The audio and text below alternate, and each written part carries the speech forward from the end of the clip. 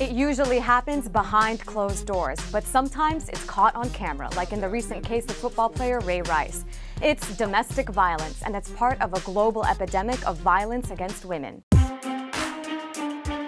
Around the world, 30% of women have experienced physical and/or sexual violence at the hands of an intimate partner. 42% of them reported injuries. But this isn't just a women's issue. In the US, 14% of men have experienced severe physical violence in a relationship compared to 22% of women. And that's just what gets reported. The most common form of violence women experience worldwide actually happens in a relationship. But despite how common it is, individual stories like Janay Rice's always seem to elicit strong reactions. Why would someone like Janay Rice have married her abuser? She married this guy after he did this. She married him. She still married him. The leaked footage of Ray Rice's assault sparked an onslaught of shock, disgust, and even judgment of Janay. To the people on the outside, it seems obvious that someone in an abusive relationship should leave. But for those actually trapped inside the cycle of violence, it's not that simple.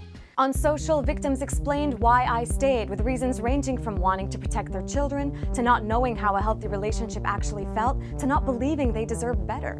Then there's the fear that the abusive partner might retaliate. Because the final step in the domestic violence pattern is kill her. Leaving an abusive relationship is often the most dangerous time for the victim. I was afraid. I said, hey, I'm not going nowhere. This man is for real.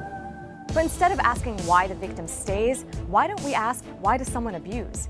Risk factors for becoming an abuser include lower levels of education, witnessing family violence, alcohol abuse, and mental health issues. But that doesn't cover everyone. So much of how we talk about domestic violence puts the focus on reforming laws and getting survivors to shelters and hotlines, which are all important.